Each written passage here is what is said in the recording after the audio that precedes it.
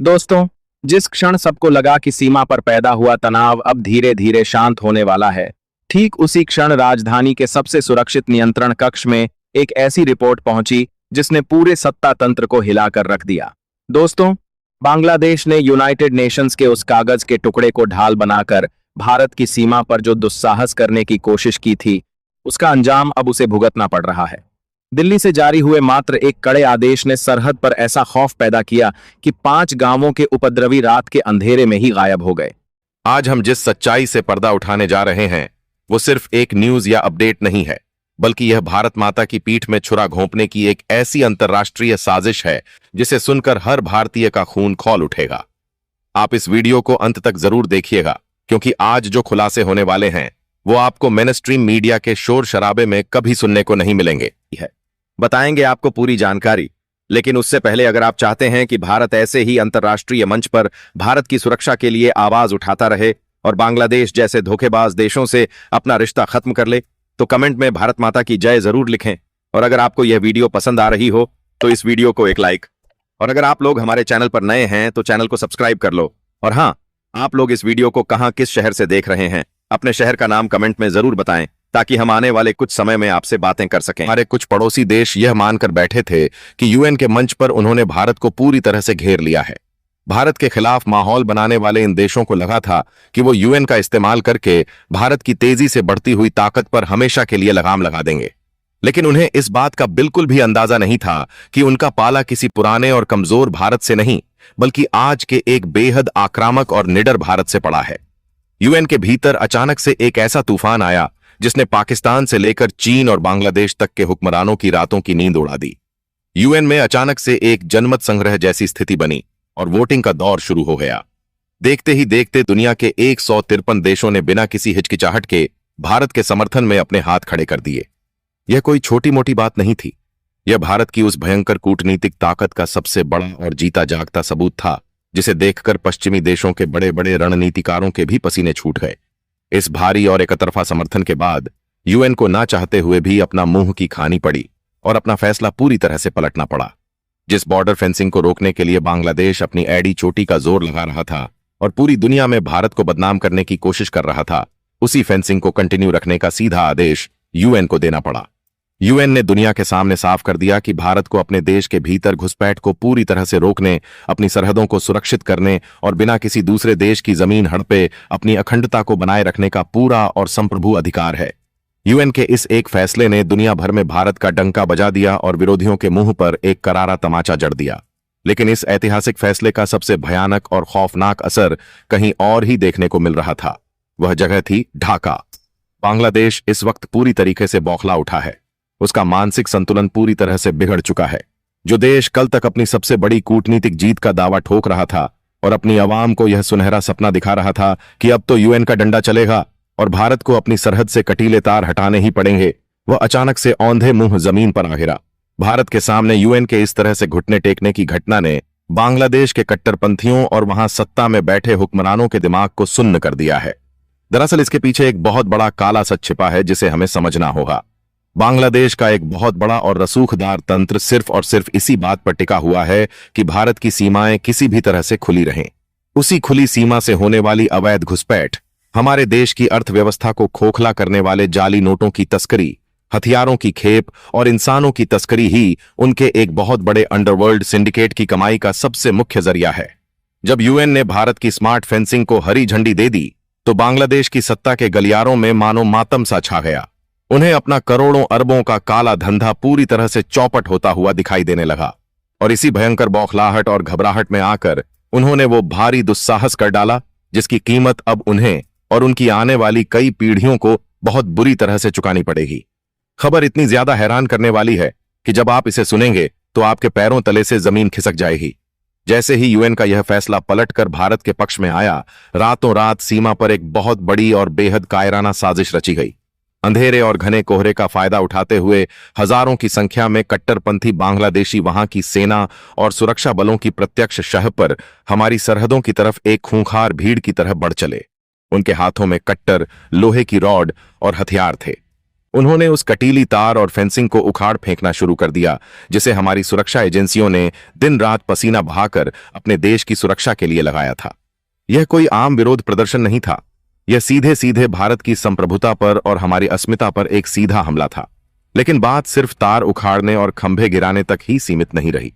शुरुआती खुफिया रिपोर्ट्स और सरहद से आ रही छन छन कर खबरों के मुताबिक इस भारी बवाल और हिंसक झड़प के बीच वहां गश्त कर रहे और सरहद की हिफाजत कर रहे हमारे सुरक्षा बल के 7 जांबाज जवानों को भी वो हिंसक भीड़ अपने साथ घसीट कर उठा ले गई। यह सुनकर किसी भी भारतीय का खून खौल उठेगा। यह कोई आम सीमा विवाद की घटना नहीं है, यह सीधे तौर पर भारत को एक बहुत बड़े युद्ध के लिए ललकारने जैसी नीच हरकत है। इस दिल दहला देने वाली घटना के बाद से दोनों देशों की सरहदों पर तनाव अपने चरम बिंदु को भी पार कर चुका है। दिल्ली के साउथ ब्लॉक से लेकर गृह मंत्रालय के खुफिया कमरों तक आपातकालीन बैठकों का दौर लगातार जारी है।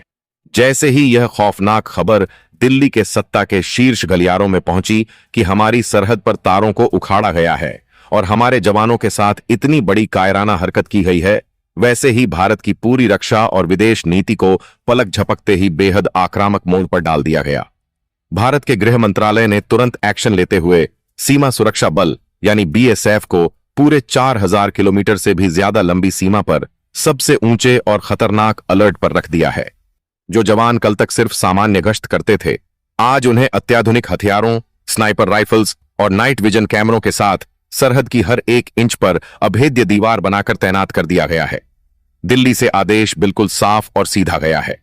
अब अगर सीमा पर एक भी अवैध कदम भारत की पवित्र धरती की तरफ बढ़ता है या तार को छूने की जुर्रत करता है, तो उसका जवाब बिना किसी से पूछे या बिना किसी हिचकिचाहट के सीधे गोलियों से ऑन द स्पॉट दिया जाए। भारत ने पूरी दुनिया के सामने साफ तौर पर इनकार कर दिया है कि अब इस मुद्दे पर कोई भी कूटनीतिक बातचीत या मेज पर बैठकर चाय पीने का दौर नहीं चलेगा।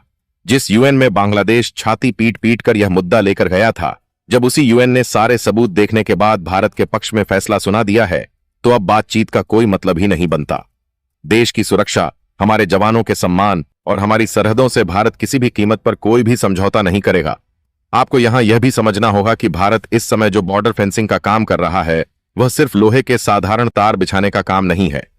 यह भारत के गृह मंत्रालय और देश के शीर्ष नेतृत्व का एक बहुत बड़ा और महत्वाकांक्षी ड्रीम प्रोजेक्ट है। देश के भीतर घुसपैठ को पूरी तरह से जड़ से खत्म करने के लिए भारत सरकार ने अब जो स्मार्ट फेंसिंग का काम शुरू किया है, असल में वही तकनीक बांग्लादेश के गले की सबसे बड़ी फांस बन चुकी है।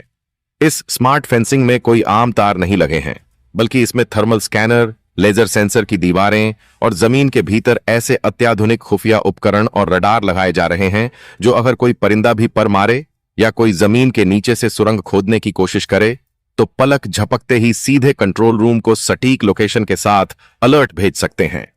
बांग्लादेश के हुक्मरानों और वहां के तस्करों को यह बात बहुत अच्छी तरह से पता है कि अगर एक बार यह अभेद्य स्मार्ट सिस्टम पूरी तरह से एक्टिव हो गया और सीमा सील हो गई, तो दशकों से चल रहा उनका अवैध घुसपैठ, ड्रग्स का कारोबार और भारत को आर्थिक रूप से कमजोर करने वाला जाली नोटों का पूरा धंधा हमेशा के लिए दफन हो जाएगा। यही वजह है कि यूएन के फैसले के बाद उनका जो छिपा हुआ डर था, वह भयंकर आक्रामकता और पागलपन के रूप में बाहर आ गया।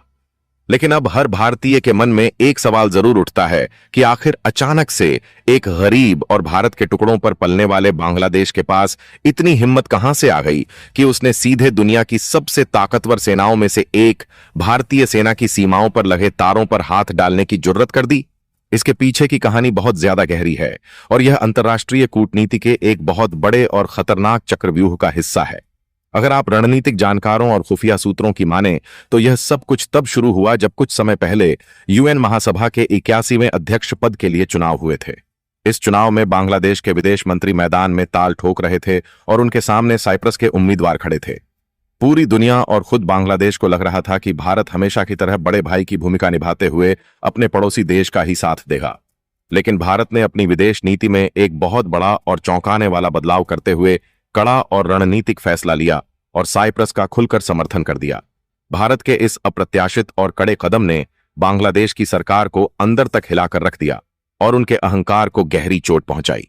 हालांकि इस पूरी प्रक्रिया में पर्दे के पीछे पाकिस्तान और चीन जैसे देशों ने बहुत भयंकर लॉबिंग की। पैसों का खेल चला और इसी साजिश की वजह से बांग्लादेश किसी तरह से यह चुनाव जीत गया और उनके हाथ में यूएन महासभा की एक बहुत बड़ी कुर्सी आ गई। इस कुर्सी के मिलते ही उनके भीतर का हुरूर 7वें आसमान पर पहुंच गया।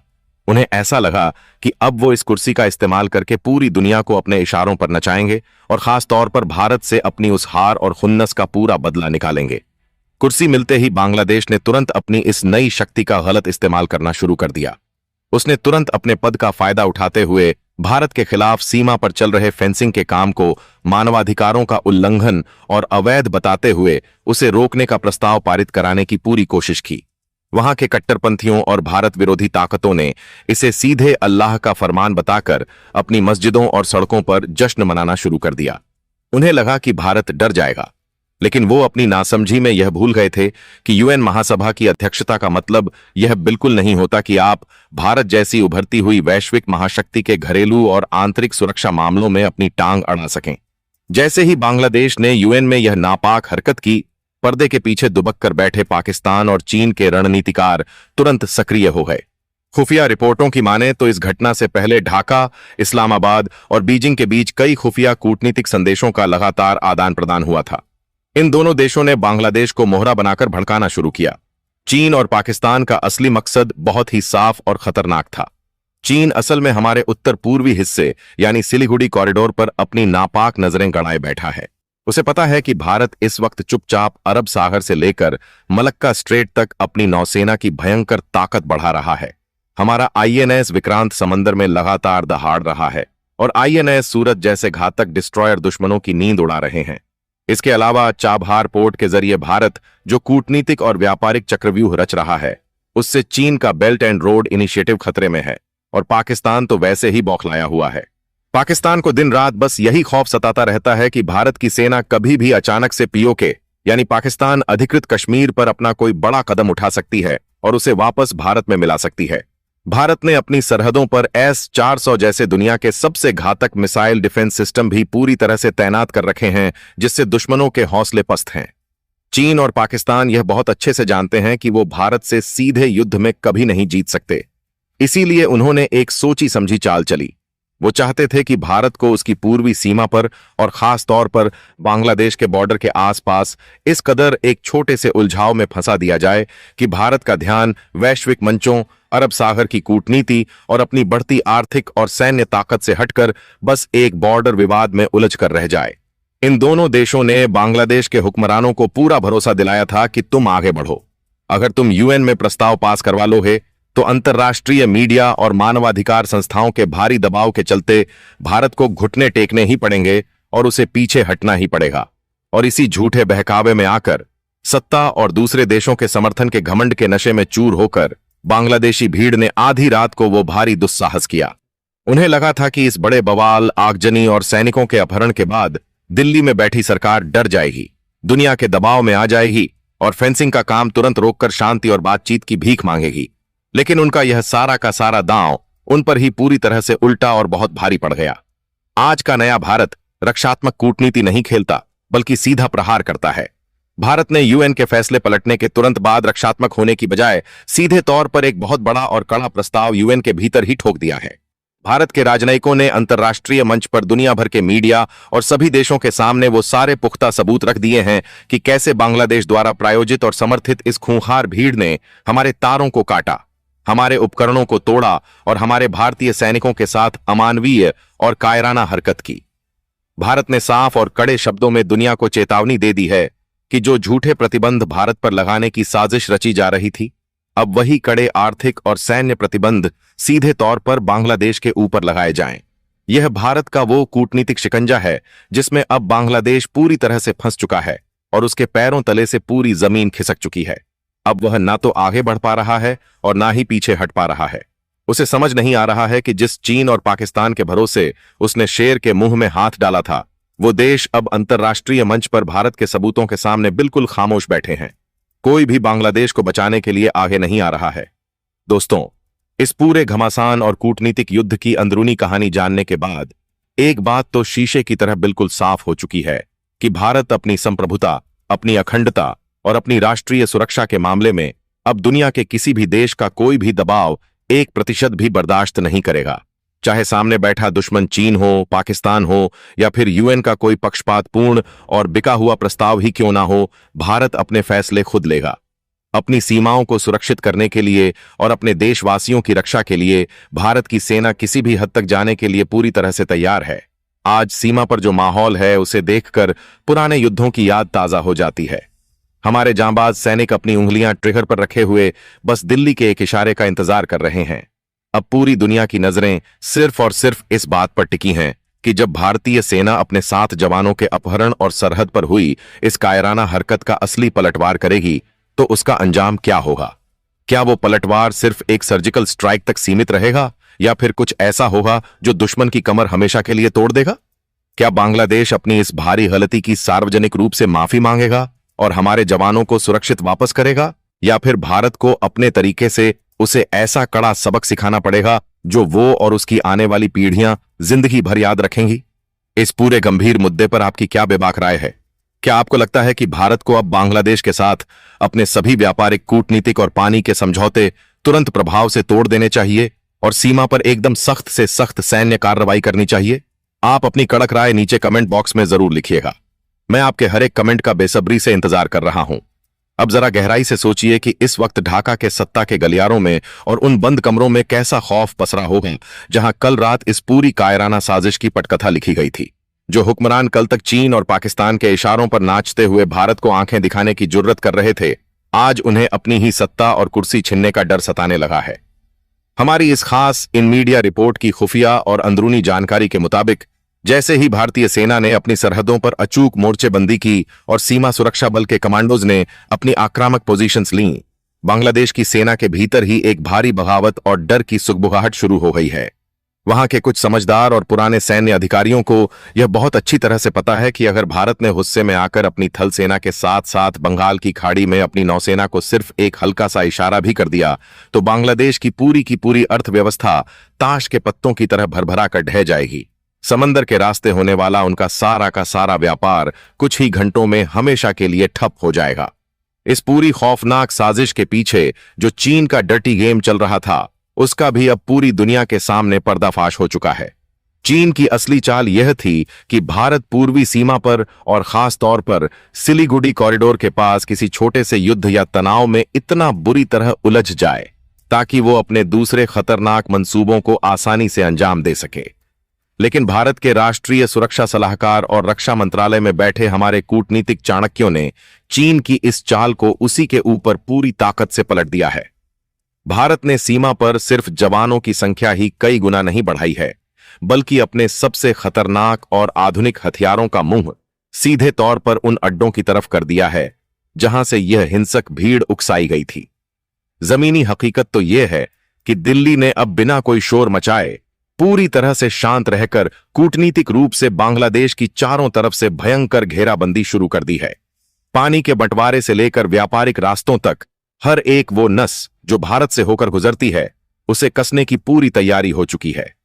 आप खुद सोच कर देखिए, अगर भारत ने नदियों का बहता हुआ पानी रोक दिया या फिर अपने बंदरगाहों और ट्रांजिट रूट्स से बांग्लादेश के माल की आवाजाही पर पूरी तरह से पाबंदी लगा दी तो वहां की अवाम का क्या हाल होगा।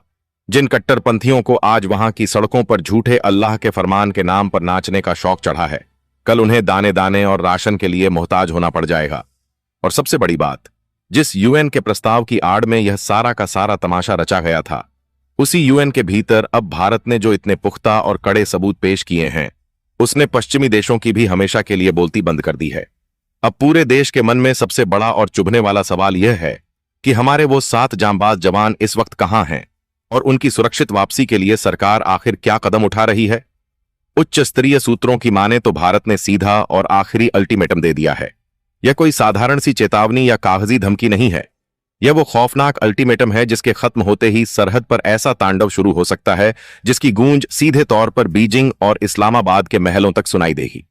भारत ने साफ और कड़े शब्दों में कह दिया है कि अगर हमारे एक भी सैनिक के सम्मान पर एक छोटी सी खरोंच भी आई तो इसका अंजाम इतना भयानक और विनाशकारी होगा कि बांग्लादेश का पूरा वजूद ही भारी संकट में पड़ जाएगा। रात के घने अंधेरे में जो छिपकर हिमाकत की गई है उसका पाई पाई का हिसाब अब दिन के उजाले में और पूरी दुनिया की खुली आंखों के सामने बराबर किया जाएगा। स्मार्ट फेंसिंग का जो काम उन्होंने रोकने की कोशिश की थी अब वो काम दोगुनी रफ्तार से और सीधे सेना की निगरानी में पूरा किया जाएगा। जो मशीनें कल तक रुकी हुई थीं, वो अब 24 घंटे बिना रुके सरहद को सील करने का काम कर रही हैं।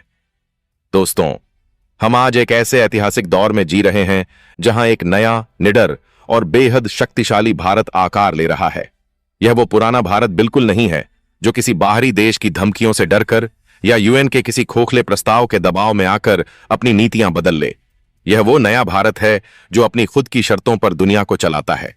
आज का हमारा हर एक युवा, हमारे सीमा पर खड़े जवान और हमारा पूरा का पूरा कूटनीतिक तंत्र एक साथ मिलकर देश की अखंडता की एक ऐसी अभेद्य दीवार बन चुके हैं जिसे भेद पाना किसी के बस की बात नहीं है। दुश्मन चाहे जितनी भी बड़ी और नीच साजिश रच ले, चाहे वो कितने भी बड़े अंतर्राष्ट्रीय मंच का सहारा क्यों न ले ले, लेकिन जब बात भारत माता की संप्रभुता पर आएगी तो हमारा एक ही सीधा जवाब होगा, और वो है प्रचंड और विनाशकारी प्रहार। इस पूरे घटनाक्रम में हर गुजरते पल के साथ क्या नया होने वाला है, हमारी भारतीय सेना का अगला सबसे बड़ा कदम क्या होगा और दिल्ली के वॉर रूम से क्या नए आदेश जारी होते हैं, इसकी हर एक बारीक और खुफिया जानकारी हम इसी तरह आप तक सबसे पहले पहुंचाते रहेंगे। आप बस हमारे इस चैनल के साथ मजबूती से बने रहिए, अपने देश की जांबाज सेना पर पूरा अटूट भरोसा रखिए और अपनी बेबाक राय नीचे कमेंट्स में लगातार साझा करते रहिए। याद रखिए, आपकी जागरूकता और आपका एकजुट समर्थन ही हमारे इस महान देश की सबसे बड़ी ताकत है। तो पूरे जोश के साथ कमेंट बॉक्स में जय हिंद की ललकार लगाते रहिए और दुश्मनों को बता दीजिए कि हम सब एक हैं। जय हिंद, वंदे मातरम।